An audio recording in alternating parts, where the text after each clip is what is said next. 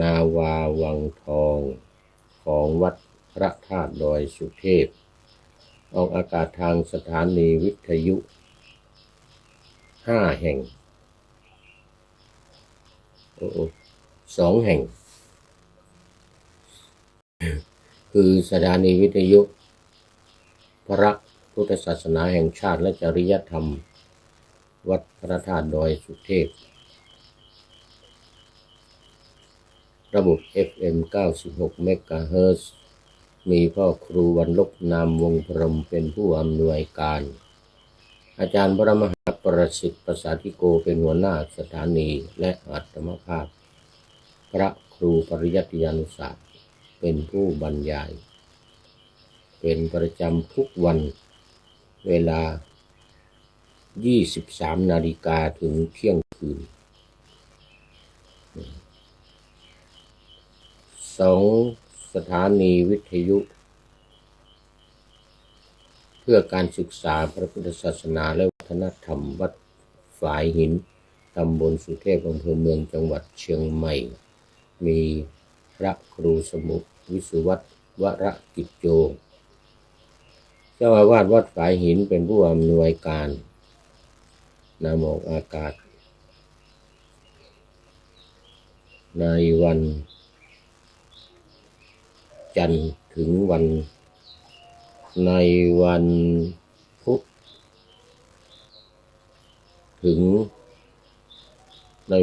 ธวันศุกร์เสาร์และอาทิตย์วันพุธเวลา 17 ถึง 18 นาฬิกาวันศุกร์และวันเสาร์เวลา 14 ถึง 15 นาฬิกาและวันอาทิตย์เวลา 15 ถึง 16 นาฬิกา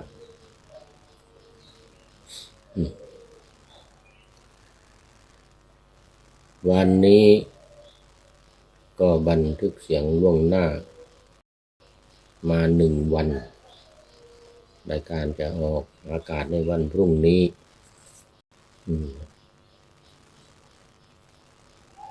ในช่วงแรกนี้ก็จะได้ขออนุโมทนาประชาสัมพันธ์เกี่ยวกับเจ้าภาพที่มาถวายภัตตาหารเพลและน้ำปานะ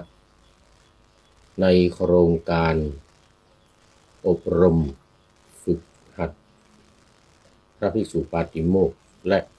สนาพระธรรมวินัย2 เดือนตั้งแต่วันที่ 24 กุมภาพันธ์มาจนถึ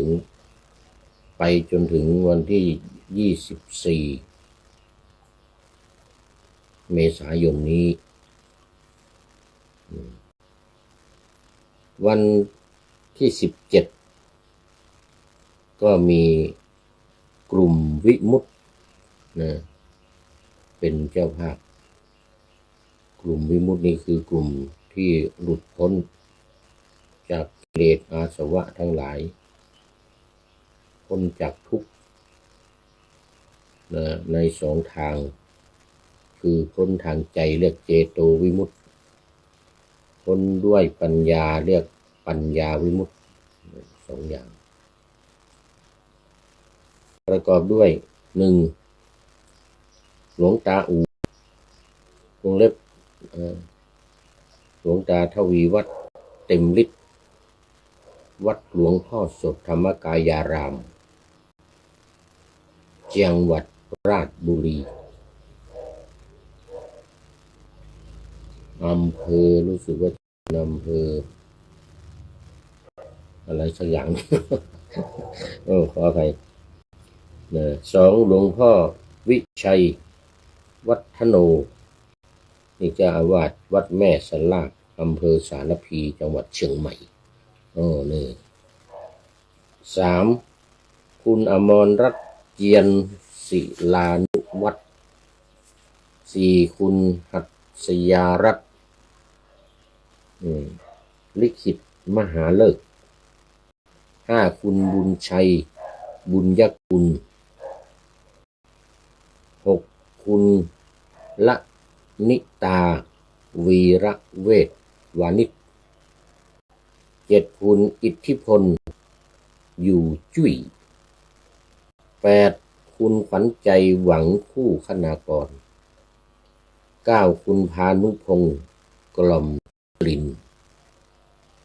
และ10วรพยมสารนาถทั้ง10ท่านพร้อมด้วยครอบครัวของทุกท่านที่กล่าวนามมานี้ทั้ง10ท่านนี้ครอบครัวทั้งหมดถวายน้ำปานะในวันที่17วันนี้ขอต้อนรับท่านอาจารย์สมภารรัมมนาสาธุสาธุเป็นท่านแรกเข้ามาในรายการวันนี้เนี่ยเรียกว่ามาแต่หัวรุ่งเลยทีเดียวไก่ไม่ทันโหสุริโยยังไม่จับขอบฟ้านี่ปะหน้าธรรมาสยังไม่กำลังอนุโมทนาประชาสัมพันธ์อยู่ ขอบคุณมากสำหรับท่านอาจารย์สมภารรัมมนาตัวนี้ก็เป็น FC ตัวจริงนะFC ตัวจริงของรายการโมทนาต่อไปน้ำปานะที่ถวายในโครงการวันละ 1,000 บาทก็ประกอบด้วยกลุ่มวิมุตติเหมือนกันกลุ่มวิมุตติ1พระมหาอนันต์ยาจันทร์วัดหาดนาคอำเภอหางดงจังหวัดเชียงใหม่2คุณอมรรัตน์เจียนศิลานุวัฒน์อันนี้พระทหารด้วย3คุณวรพยมสารนาถอันนี้ก็ด้วยทางพัฒหารและน้ำปานะนะ4คุณดนัยรัตน์เกตแก้ว5คุณอลิสาสิริประเสริฐ6คุณขวัญใจหวังคู่คุณากรอันนี้พัฒหารด้วย7คุณรณิตาวีระเวทวานิชในพัฒหารด้วย8คุณพันลภาอินปา9คุณบุญชัยบุญยกอันนี้ก็พัฒหารด้วย10คุณพานุพงศ์กล่อมกลิ่น11คุณนักขอ่อนวัฒนลาภคูณผล12คุณวุฒิชัยศรีสุริยา13คุณหัตถยารัตน์ลิมหาเลิกนี่พัฒหารด้วยและคุณสิริกร14คุณสิริกรสุขใจก็ขออนุโมทนากับท่านเจ้าภาพทั้งสมณศรัทธาคือพระแล้วก็มูลศรัทธาคือญาติโยมทุกท่านที่ได้กล่าวนามมานี้ซึ่งอยู่ในกลุ่มวิมุตติทั้งนั้นกลุ่มหลุดพ้นทั้งนั้นหลุดพ้นจากทุกข์น่าจะในหลายระดับเช่นระดับโสดาบันสกทาคามีอนาคามีจนถึงอรหันต์เรียกว่าหลุดพ้นตามความสามารถบุญญาบารมีของแต่ละคนในกลุ่มที่กล่าวมานี้ภัตตาหาร10ท่านแล้วก็นำปานะ14ท่านก็ขอบุญกุศลนี้จงช่วยดลบันดาลโดยอำนาจพระพุทธพระธรรมพระสงฆ์ให้มีความสุขมีความเจริญรุ่งเรืองในชีวิตในหน้าที่การงานมีความปรารถนาสิ่งใดอันเป็นไปโดยชอบประกอบด้วยธรรมก็ขอให้พลันสำเร็จในที่ทุกสถานในการทุกเมื่อและขอประชาสัมพันธ์ต่อสำหรับท่านที่จะมาร่วมเป็นเจ้าภาพยังเหลืออีก7วันเนี่ยวันที่18ถึง24เนี่ย แล้วอีก7 วันนี้ก็ตามอัธยาศัยโทรศัพท์โดยตรงเข้ามาที่ท่านอาจารย์พระมหาสกลวิโรจนกิติปรริยนธรรม9ประโยคสวดปาติโมกข์เก่งมากเลขานุการเจ้าคณะภาค7และประธานโครงการอบรม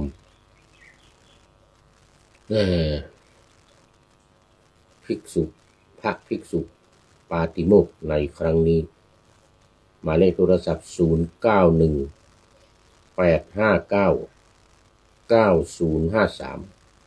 0918599053อีกหมายเลขหนึ่งของท่านอาจารย์พระมหากิตติพงษ์ฐานกโรวัดพระธาตุศรีจอมทองปรริยนธรรม9ประโยคสวดปาติโมกข์เก่งเหมือนกันเป็นวิทยากรอยู่ที่นี่หมายเลขโทรศัพท์0949101043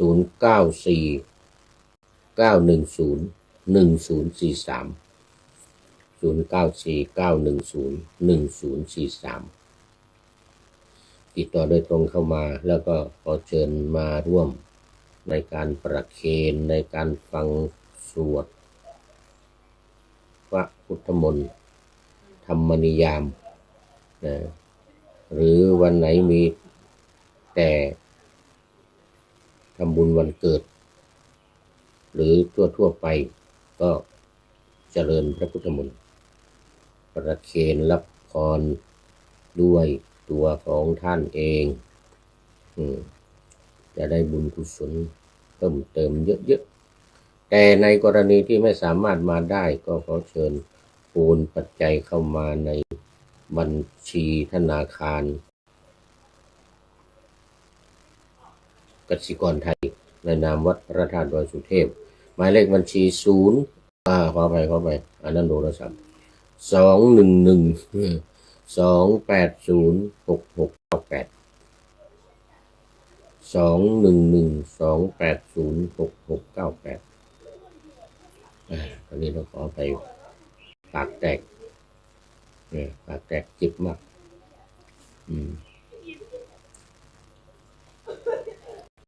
มันออกหน้าร้อนนะปากแห้งมีคนบอกว่าดื่มน้ำน้อยเหมือนกันนะไม่ใช่น้ำนี่ดื่มมากเพราะว่าฉันยามากตอนนี้เพิ่มเป็น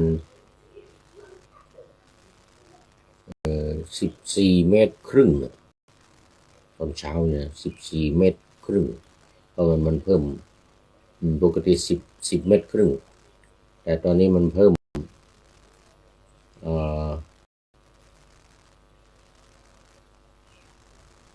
โยมซื้อให้โยมอ่อนซื้อถวายฟ้าทลายโจรฟ้าทลายโจรจะเอามาปราบหวัดว่างั้นนะหลวงพ่อตอนนี้เป็นหวัดยุโรปยังไม่หายดีมาได้6 เดือนแล้วก็ดื่มน้ำมากสัญญาตอนเช้า14 เมตรตอนเย็น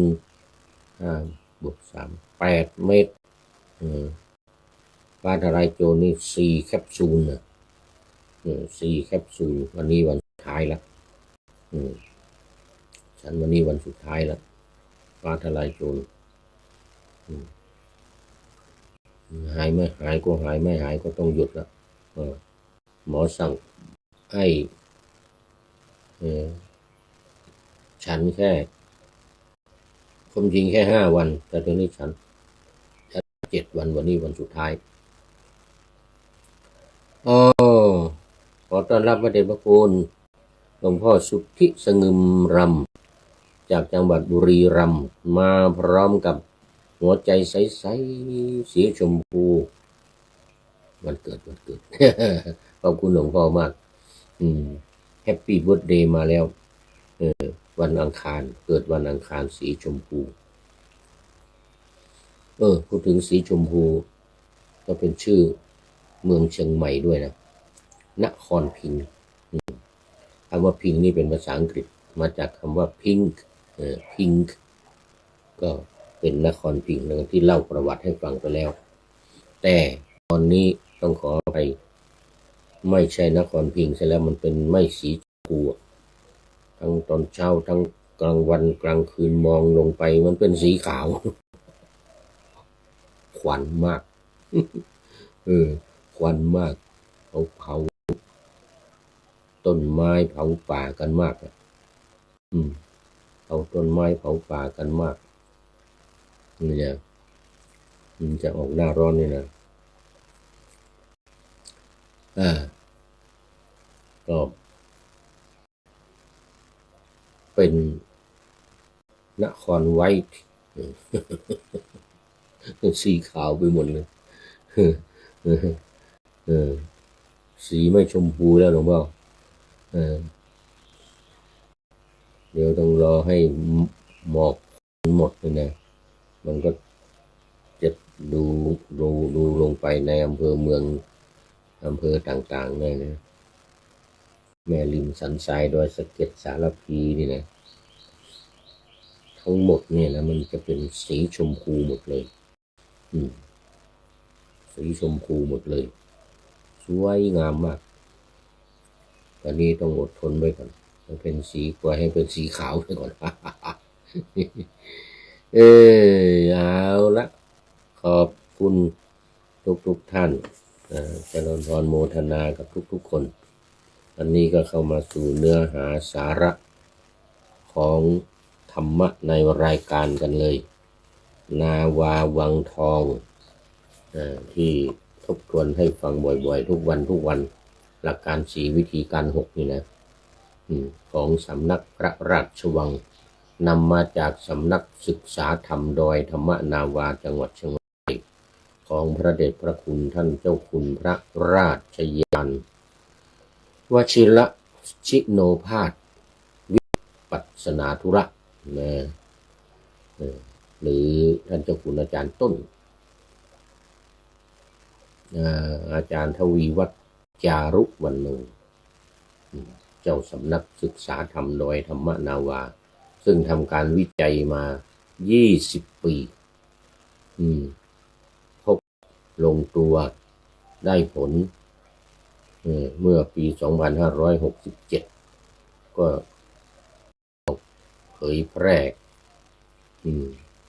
อย่างเป็นทางการเมื่อเดือนมิถุนายน2560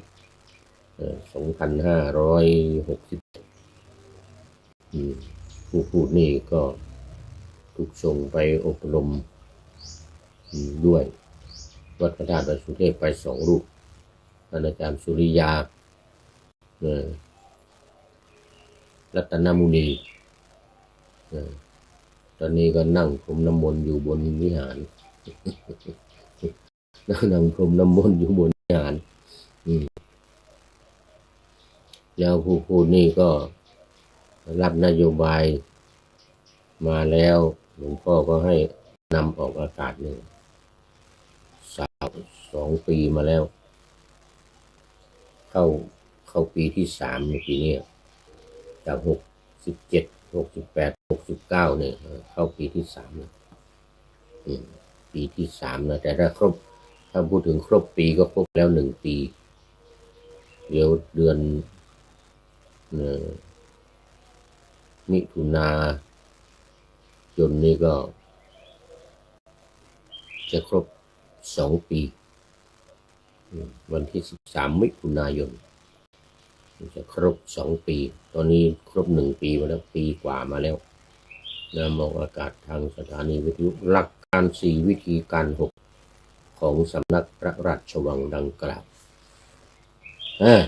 มาวันนี้ก็ยังอยู่ในหัวข้อเดิมวันนี้ขึ้นหัวข้อใหม่วิธีเดินจงกรมนะวิธีเดินจงกรมวิธีเดินจงกรมนี่ก็จะไม่เหมือนสำนักอื่นหรือคนอื่นในโลกนี้นะในโลกนี้ก็เพราะว่าท่านเจ้าคุณอาจารย์ได้ค้นพบและวิจัยมาค้นหาวิธีและวิจัยมา 20 ปีเนี่ยก็มาสรุปการเดินจงกรมเนี่ยนะแนววิธีปฏิบัติในการเดินจงกรมสองอย่างอันนี้เป็นหลักตายตัวเลยวิธีเดินจงกรม1อธิษฐานจิตตั้งมั่นในพระพุทธพระธรรมพระสงฆ์ก็อยู่ในหลักการข้อที่1คือเข้าถึงพระรัตนตรัยนั่นเอง ก่อนจะปฏิบัติเนี่ยต้องอธิษฐานจิตให้ตั้งมั่นในพระพุทธพระธรรมพระสงฆ์คือพระรัตนตรัยก่อนอันนี้ประการที่2เริ่มก้าวเดินด้วยบทกรรมฐานในขั้นตอนที่ปฏิบัติอยู่ขั้นตอนก็คือวิธีการ6นะเช่นการท่องพระรัตนตรัยอย่างเงี้ยก็เวลาเดินก็ท่องพระรัตนตรัยไปพุทโธเมนาโถธัมโมเมนาโถสังโฆเมนาโถไปถ้าอยู่ในขั้นตอนที่2การท่องธาตุกรรมฐานก็ท่องธาตุ4ไปดินน้ำไฟลมนี่นะธาตุใดเป็นธาตุใดที่แข็งแข็งธาตุนั้นเป็นธาตุดินอะไรก็ว่าไปธาตุดินมีเกสาโลมานะขาตันตาตะโจเนี่ยก็ว่าไปผมขนเล็บฟันหนังเนื้อเอ็นกันอะไรเนี่ยขั้นตอนนี้เป็นขั้นตอนที่ท่องธาตุกรรมฐานหรือ3ท่องขันธ์ 5อยู่ในขั้นตอนของการท่องขันธ์ 5ก็ท่องขันธ์ 5ไปเดินไปก็ท่องขันธ์ 5ไปรูปเวทนาสัญญาสังขารวิญญาณตามที่หนังสือได้เขียนไว้ทุกตัวอักษรห้ามข้ามห้ามลืมเด็ดขาดตัวอักษรที่เขียนไว้เป็นต้นส่วนหลักการอื่นวิธีการอื่นอยู่ขั้นตอนไหนก็เดินไปก็ทำตามนั้นท่องไปตามนั้นเราจะอยู่ในขั้นตอนไหนก็ท่องขั้นตอนนั้นนี่เรียกว่าเริ่มก้าวเดินด้วยบทกรรมฐานในขั้นตอนที่ปฏิบัติอยู่นี่2อย่างนี้เป็นวิธีปฏิบัติที่ทางสำนักได้ค้นคว้า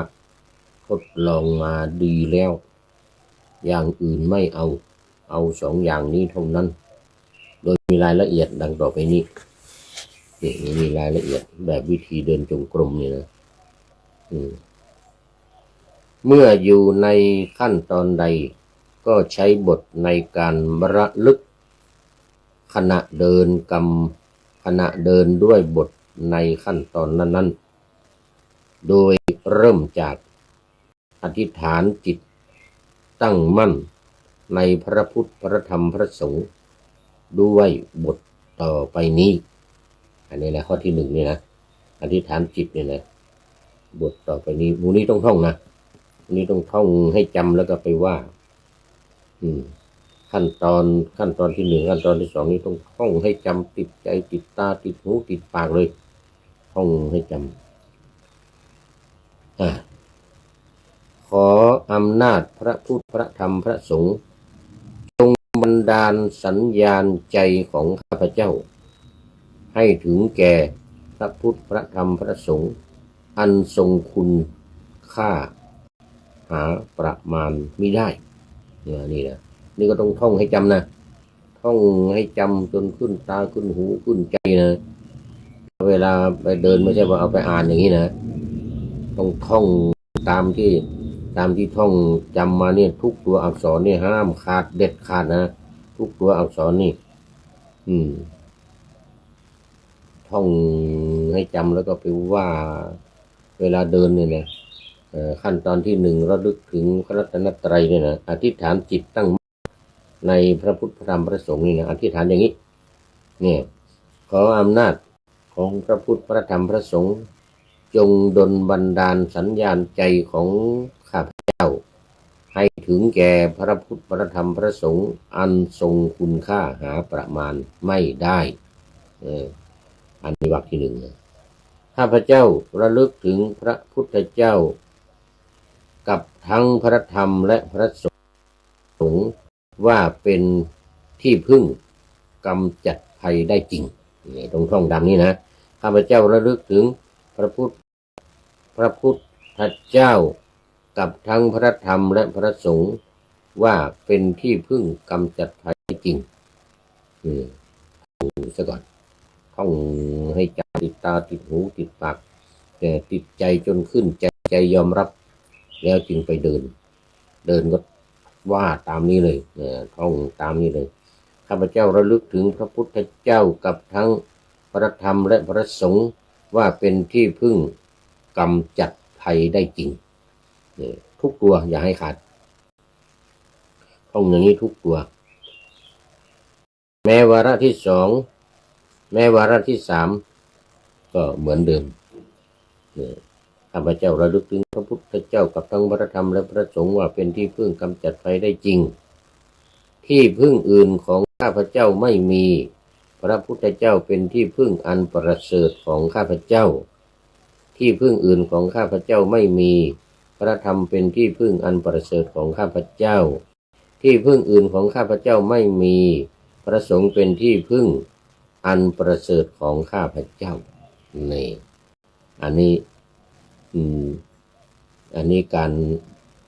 อธิษฐานจิตการระลึกจิตให้ตั้งมั่นนะในพระพุทธพระธรรมพระสงฆ์นะยังไม่เดินนะยังไม่เดินอยู่ในขั้นตอนที่หนึ่งยังไม่เดินต้องท่องเนี่ยนี่เป็นภาษาไทยถ้าใครจะท่องเป็นภาษาบาลีก็ได้แต่ท่องเป็นภาษาบาลีก็นี่นัตถิเมสรนังอัญญังนี่ที่พึ่งอื่นของข้าพเจ้าไม่มีพุทโธเมสรนังวรังพระพุทธเจ้าเป็นที่พึ่งอันประเสริฐของข้าพเจ้านัตถิเมสรนังอัญญังที่พึ่งอื่นของข้าพเจ้าไม่มีธัมโมเมสรนังวรังพระธรรมเป็นที่พึ่งอันประเสริฐของข้าพเจ้านัตถิเมสรนังอัญญังที่พึ่งอื่นของข้าพเจ้าไม่มีสังโฆเมสรนังวรังพระสงฆ์เป็นที่พึ่งอันประเสริฐของข้าพเจ้ามานี่นะอันนี้ถ้าจะเอาบาลีด้วยนะเอาบาลีด้วยตามหลักก็เขาต้องเอาทั้งสองอย่างต้องว่าทั้งสองอย่างเพราะว่าท่องบาลีให้จำท่องคำแปลให้จำบางครั้งจะเอาเฉพาะภาษาไทยนี้ก็ได้ไม่ต้องเอาบาลีหรือเอาเฉพาะบาลีก็ได้ไม่ต้องเอาภาษาไทยให้มันคล่องปากก็แล้วมันติดหูติดตาติดใจติดปากขึ้นมาได้ก็ว่าไปปั๊บที่พึ่งอื่นของข้าพเจ้าไม่มีพระพุทธเจ้าเป็นที่พึ่งของอันประเสริฐของข้าพเจ้านี่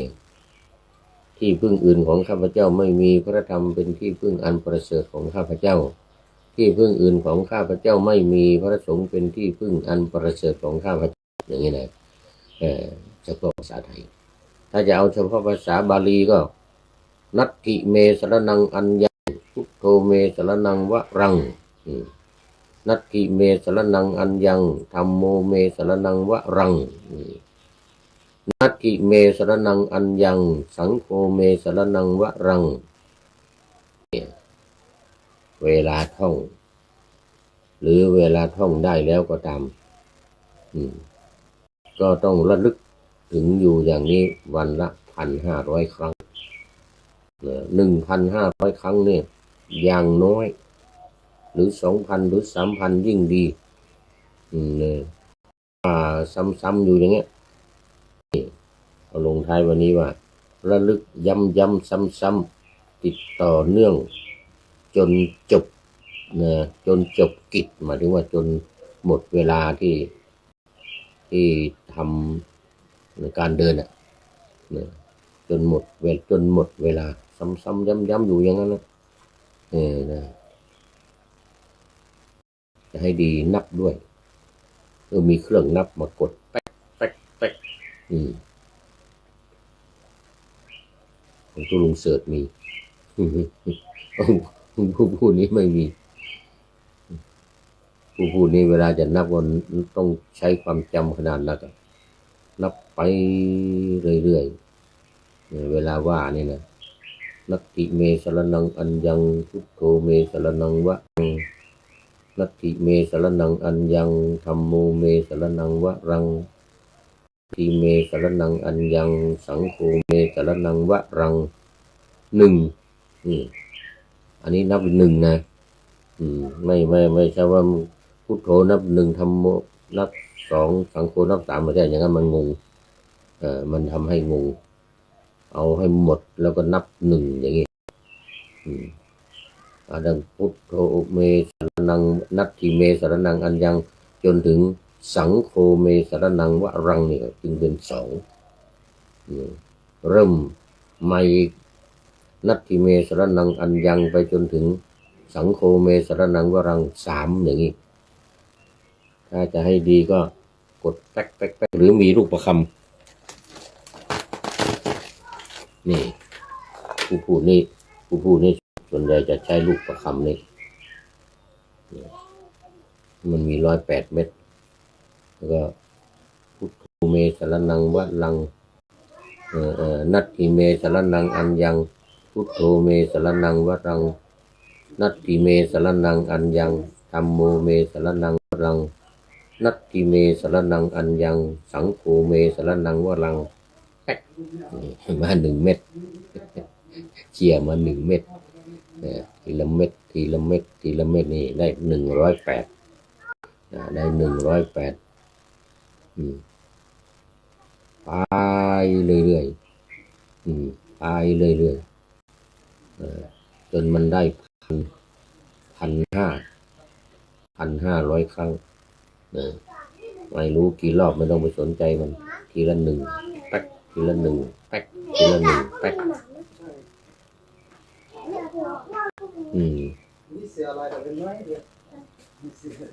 ทีละหนึ่งแป๊กทีละหนึ่งแป๊กอย่างนี้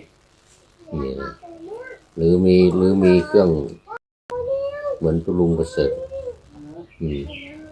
ลุงประเสริฐเดินรอบเจดีย์เดินรอบสุวรรณเจดีย์เดินมา1 รอบกดแป๊กเดินมา1 รอบกดแป๊กนี่เห็นว่าได้หลายแสนแล้วหลายแสนครั้งแล้วเล็ก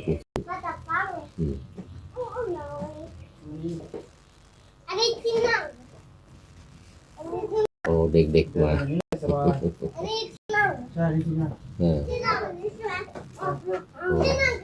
โอ้เด็กไม่รู้จักที่นั่งอันนี้ที่นั่งอันนี้ที่นั่ง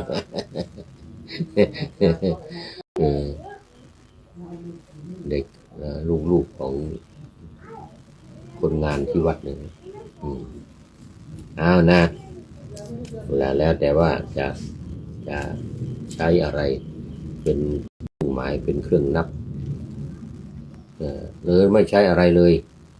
ก็ใช้ความจำนี่แหละไปรอบหนึ่งก็นับเสร็จอีกรอบหนึ่งก็นับ2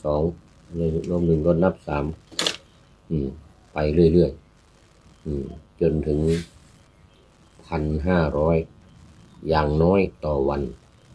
เนี่ย1,500 ครั้งหรือจะเอาง่ายๆแบบที่ว่าสั้นๆพุทโธเมนาโถธัมโมเมนาโถสังโฆเมนาโถ1อย่างเงี้ยแล้วก็ว่าอีกรอบที่2ก็2รอบที่3ก็3รอบที่4ก็4รอบที่5ก็5ไปเรื่อยๆไม่ต้องทำอะไรนับไปเรื่อยๆซ้ำๆย้ำๆบ่อยๆจำอันนี้ก่อนจะเดินนะขั้นตอนที่1นี่ต้องทำจนมันชำนาญขณะที่ยืนอยู่นะขณะที่ยืนอยู่เสร็จแล้วก็ก้าวเดินในขั้นที่2ก้าวเดินก็จะเอาเฉพาะภาษาไทยก็ได้เอาเฉพาะภาษาไทย ก็เริ่มก้าวเดินด้วยบทในขั้นตอนที่ปฏิบัติอยู่เช่นหากอยู่ในขั้นตอนระลึกถึงพระรัตนตรัยให้ใช้บทว่าพุทโธเมนาโถธัมโมเมนาโถสังโฆเมนาโถอันนี้เวลาเดินนะเวลาเดินก็เดินไปท่องก็ท่องไปไม่ต้องไปนับเท้านะไม่ต้องไปนับเท้าก็เดินไปเรื่อยๆแล้วก็จะเอาคำแปลด้วยพระพุทธเจ้าเป็นที่พึ่งของข้าพเจ้าพระธรรมเป็นที่พึ่งของข้าพเจ้าพระสงฆ์เป็นที่พึ่งของข้าพเจ้าหรือจะเอาแต่ภาษาไทยก็ได้เอาแต่ภาษาใดก็พระพุทธเจ้าเป็นที่พึ่งของข้าพเจ้าพระธรรมเป็นที่พึ่งของข้าพเจ้าพระสงฆ์เป็นที่พึ่งของข้าพเจ้าหนึ่งอย่างนี้แล้วก็รอบที่สองสามสี่ห้าไปเรื่อยๆเอาเฉพาะภาษาไทยถ้าจะเอาเฉพาะภาษาบาลีก็พุทโธเมนาโถธัมโมเมนาโถสังโฆเมนาโถหนึ่งพุทโธเมนาโถธัมโมเมนาโถสังโฆเมนาโถสองพุทโธเมนาโถธัมโมเมนาโถสังโฆเมนาโถสามก็นับในใจไปว่าในใจนับในใจแล้วก็เดินไปเรื่อยๆว่าไปเรื่อยๆว่าในใจนะกรณีเดินคนเดียวแต่ถ้าหลายๆคนพร้อมๆกันต้องว่าดังๆให้มันได้ยินกันทั่วแล้วก็มันจะได้ว่าพร้อมกันระลึกย้ำซ้ำๆติดต่อกันต่อเนื่องกันจนจบกิจในการเดินจงกรมนะเดี๋ยวดูเวลาเดี๋ยวมันจะหมดเวลายังนี่เป็นวิธีการเดินนะการเดินจงกรม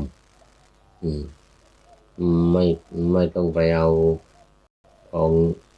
เดี๋ยวไม่ต้องไปเอาขวาย่างหนอซ้ายย่างหนอหรืออะไรที่เขาใช้กันใ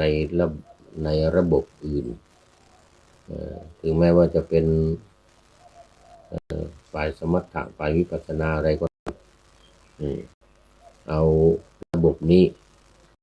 นี้ของสำนักพระราชวังนี้สำนักพระราชวังก็เอาตามนี้จะเอาเฉพาะภาษาไทยหรือจะเอาภาษาบาลีด้วยก็ตามอัธยาศัยที่สำคัญก็คือวิธีการที่ทางสำนักได้ทำการวิจัยมา20 ปีเลยนะคือการท่องจำนี่นะท่องให้จำท่องให้จำเลยพุทโธเมนาโถธัมโมเมนาโถสังโฆเมนาโถหนึ่งพุทโธเมนาโถธัมโมเมนาโถสังโฆเมนาโถสองพุทโธเมนาโถธัมโมเมนาโถสังโฆเมนาโถสามไปเรื่อยๆจน100 หน1,000 หน1,500อย่างน้อย1,500ต่อ1 วันนะอาจจะไม่ต่อเนื่องกันสมมติวันสัก200หยุดก่อน500หยุดแล้วก็ไปต่อเป็น700เป็น800ก็คือทั้งวันทั้งวันอาจจะเวลาหยุดกินข้าวบ้างก็จะหยุดกินข้าวบ้างกินข้าวก็นั่งกินข้าวไปแล้วหยุดเดินไม่ต้องเดินเวลากินข้าวเนี่ยจะไปกินด้วยเดินด้วยกินด้วย ไม่เอานะแต่อาจจะท่องได้เวลานั่งกินข้าวอาจจะท่องได้ไม่ต้องเดินเอาเป็นการท่องพุทโธเมนาโถธ ธัมโมเมนาโถสังโฆเมนาโถอย่างนี้นะกินไปท่องไปไม่ต้องเสียงดังเนี่ยต้องเสียงดังท่องในใจกินไปท่องไปท่องในใจนัตถิเมสรนังอัญญังพุทโธเมสรนังวะรังนัตถิเมสรนังอัญญังธัมโมเมสรนังวะรังนัตถิเมสรนังอัญญังสังโฆเมสรนังวะรังท่องก็ท่องในใจท่องไปกินก็กินไปกินไปท่องไปอันนี้เป็นการปฏิบัติในแบบในวิธีของสำนักพระราชวังหรือสำนักดอยธรรมนาวาเขามีวิธีการทำอย่างนี้กินจนอิ่มก็ท่องไปจนอิ่มนะท่องในใจท่องไปกินไปท่องไปกินไปจนกินข้าวกินน้ำกินอะไรเสร็จเรียบร้อยหมดแล้วก็มีโอกาสมีเวลาแล้วทีนี้จะเดินก็เดินอะไรเนี่ยจะเดินก็เดินตามขั้นตอนนี้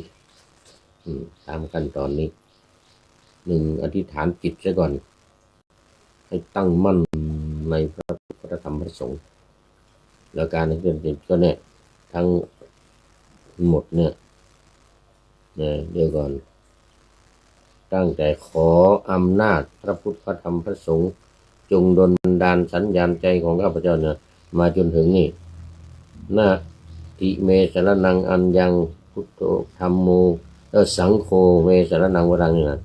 พระสงฆ์เป็นที่พึ่งอันประเสริฐของข้าพเจ้าเนี่ยนะตามนี้เลยตั้งแต่ขออำนาจเป็นต้นมาเนี่ยจนถึงพระสงฆ์เป็นที่พึ่งอันประเสริฐของข้าพเจ้าอันนี้อธิษฐานจิตนะอธิษฐานจิตอยู่ยังไม่เดินนะยังไม่เดินจำตัวนี้ให้หมดขออำนาจพระพุทธพระธรรมพระสงฆ์จงบันดาลสัญญาณใจของข้าพเจ้าให้ถึงแก่พระพุทธพระธรรมพระสงฆ์อันทรงคุณค่าหาประมาณมิได้นะข้าพเจ้าระลึกถึงพระพุทธเจ้ากับทั้งพระธรรมและพระสงฆ์ว่าเป็นที่พึ่งกำจัดภัยได้จริงนี่ครั้งที่2เหมือนกันข้าพเจ้าระลึกถึงพระพุทธเจ้ากับทั้งพระธรรมและพระสงฆ์ว่าเป็นที่พึ่งกำจัดภัยได้จริงครั้งที่3ก็เหมือนกันข้าพเจ้าระลึกถึงพระพุทธเจ้ากับทั้งพระธรรมและพระสงฆ์ว่าเป็นที่พึ่งกำจัดภัยได้จริงนี่ต่อไปก็ที่พึ่งอื่นของข้าพเจ้าไม่มีพระพุทธเจ้าเป็นที่พึ่งอันประเสริฐข้าพเจ้าที่พึ่งอื่นของข้าพเจ้าไม่มีพระธรรมเป็นที่พึ่งอันประเสริฐของข้าพเจ้าที่พึ่งอื่นของข้าพเจ้าไม่มีพระสงฆ์เป็นที่พึ่งอันประเสริฐของข้าพเจ้าอันนี้แปลมาจากนัตถิเมสรนังอัญญังพุทโธเมสรนังวะรังที่พึ่งอื่นของข้าพเจ้าไม่มีนัตถิเมสรนังอัญญังแปลว่าอื่นสรนังแปลว่าที่พึ่งนัตถิเมสรนังอัญญังที่พึ่งอื่นของข้าพเจ้าไม่มีเมแปลว่าของข้าพเจ้านัตถิแปลว่าไม่มีนัตถิเมสรนังอัญญังที่พึ่งอื่นของข้าพเจ้าไม่มีพระธรรมธัมโมเมสรนังวรังพระธรรมเป็นที่พึ่งอันประเสริฐของข้าพเจ้านัตถิเมสรนังอัญญังสังโฆเมสรนังวรังที่พึ่งอื่นของข้าพเจ้าไม่มีพระสงฆ์เป็นที่พึ่งอันประเสริฐของข้าพเจ้าอย่างนี้ไปเรื่อยๆไปเรื่อยจนกว่าจะหมดเวลาสมมติตั้งไว้1 ชั่วโมงตั้งไว้1 ชั่วโมงนะเราจะเดินจงกรมเลยนะอธิษฐานเรียบร้อยแล้วก็เริ่มก้าวเดินพอก้าวเดินก็ท่องตามนี้เลยจะเอาเฉพาะภาษาไทยหรือจะเอาบาลีด้วยหรือจะเอาเฉพาะบาลีไม่เอาภาษาไทยก็ ตามอัธยาศัยว่าไปนับไปว่าไปนับไปจนจิตตั้งมั่นจิตตั้งมั่นจิตสงบไม่มีอะไรมารบกวน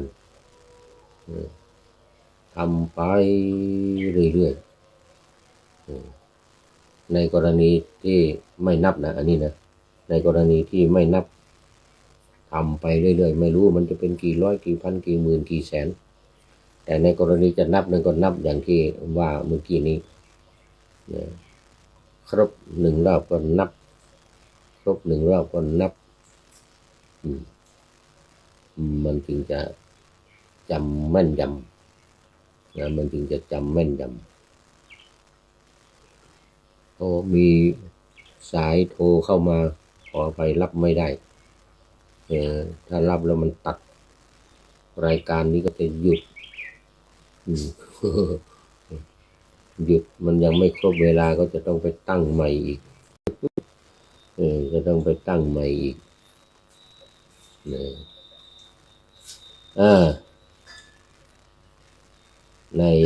ในช่วงระลึกข้อที่หนึ่งนะอธิษฐานจิตตั้งมั่นในพระพุทธ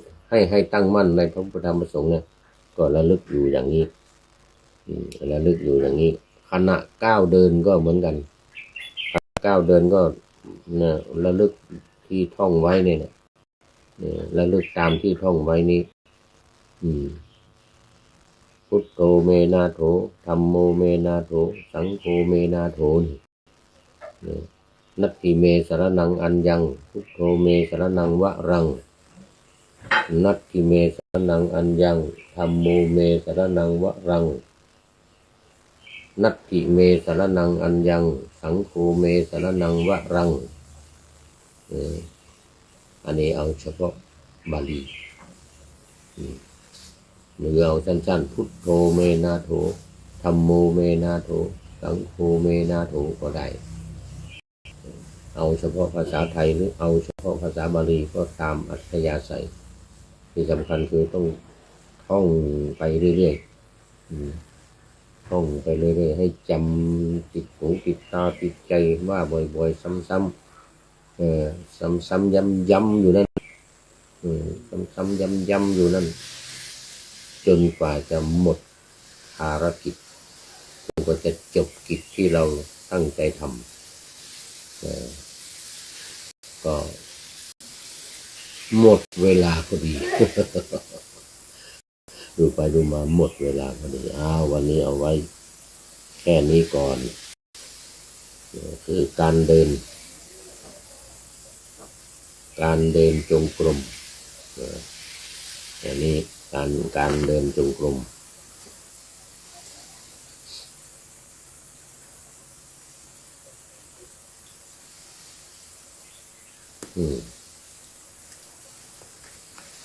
ทำตามสองอย่างที่ว่านี้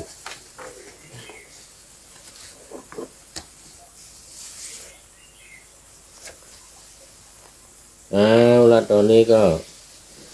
มาดูข้อคิดท้ายรายการวันนี้ได้จากที่ไหนเนาะนี่มาดูก่อนคำกลอน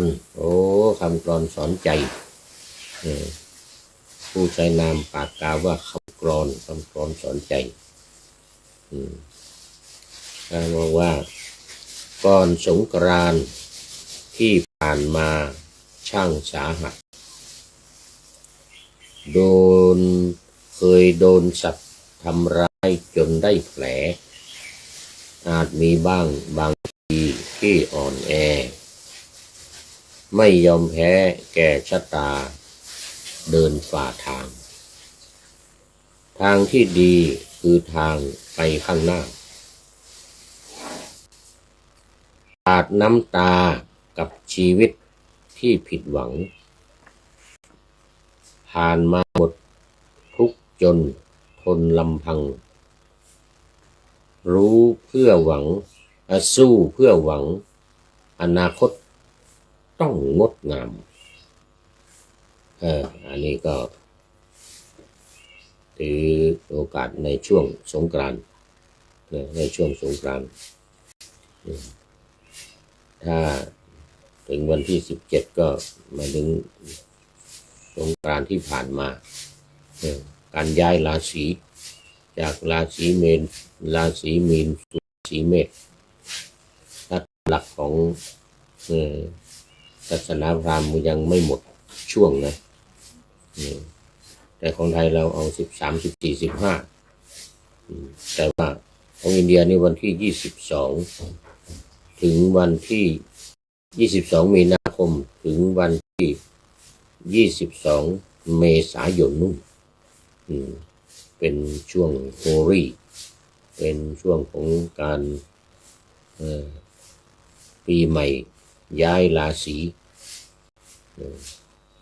โอ้ที่โน้นจะเล่นสีกันเอาสีใส่น้ำนะสีแดงสีเหลืองสีขาวสีอะไรอย่างนี้เนี่ยเอาใส่น้ำแล้วก็ฉีดใส่กล้องฉีด เสื้อผ้านี่ต้องเปลี่ยนต้องพอเสร็จงานแล้วก็ซักเก็บไว้นุ่งปีหน้าอีก ปีหน้าก็ไอ้ที่มันเปื้อนเนี่ยซักแล้วเนี่ยมันนุ่งใหม่อีกเอาไปเล่นสีกันของไทยเรานี่ยังดีนะไม่เอาสีมาใส่นะเอาแต่น้ำนะของเราเอาแต่น้ำไม่เอาสีประเพณีมันมาจากประเทศอินเดียมาจากชมพูทวีปประเทศอินเดียสมัยนั้นแล้วก็มาในเมืองไทยอันนั้นนะเขาเล่นกัน1 เดือนนะไล่เอาสีทาหน้ากันนี่นะวัน22มีนาคมเนี่ยหนักเลยหนัก3 วัน 7 วันนี่นะแล้วก็ไปจนถึง22เมษายนในช่วงนี้เล่นได้ตลอดเล่นได้ตลอดแต่ที่เมืองไทยเราเอาให้เหลือแค่3 วัน13 14 15เหลือ3 วัน13 14 15แต่เล่นแต่น้ำไม่เอาสีใส่ด้วยไม่เอาสีใส่ด้วยหน้าตานี่แดงดำหมดเสื้อผ้าก็แดงดำเหลืองเขียวสีน้ำเงินก็มีเอาละทีนี้หมดนะก็คิดท้ายรายการวันนี้โอ้ดีมากนะดีมากพูดย้อนไปถึงทั้งปีหลังจากสงกรานต์ที่แล้วมาถึงสงกรานต์ปีที่นี้เพราะว่าก่อนสงกรานต์ที่ผ่านมาช่างสาหัสเหมือนกันเคยโดนสัตว์ทำร้ายจนได้แผลอาจมีบ้างบางทีที่อ่อนแอไม่ยอมแพ้แก่ชะตาเดินฝ่าทางตัวนี้ต้นนะขอบคุณคำกลอนผู้จะนำประกาศคำกลอนไว้ท่านที่นี้เป็นอย่างยิ่งวันนี้พระเดชพระคุณหลวงพ่อสุทธิสงึมรำก็เป็นท่านสุดท้ายเข้ามาในรายการวันนี้เข้าสู่เส้นชัยของรายการพอดีขอขอบคุณเป็นอย่างยิ่งขอนำนาวาวังทองไปก่อนแล้วจะย้อนมาใหม่ในวันหน้าคือวันพุธศุกร์เสาร์อาทิตย์ตามตารางเวลาที่วางอยู่ข้างเป็นธรรมะจากพระราชวังเป็นนาวาโด่งดังสว่างไสวเป็นทองคำล้ำค่ากว่าสิ่งใดชุบชีวิตจิตใจให้ใสงามขอเชิญท่านทั้งหลายนำไปท่องตามคุณของพระรัตน3พุทโธเมนาโถธัมโมตามสังโฆเมนาโถยามภาวนาว่าบ่อยๆซ้ำๆจำในจิตจนมันติดในใจไม่หายหน้านอนนั่งยืนเดินจำทุกเวลาตั้งแต่ตื่นขึ้นมาถึงหลับไป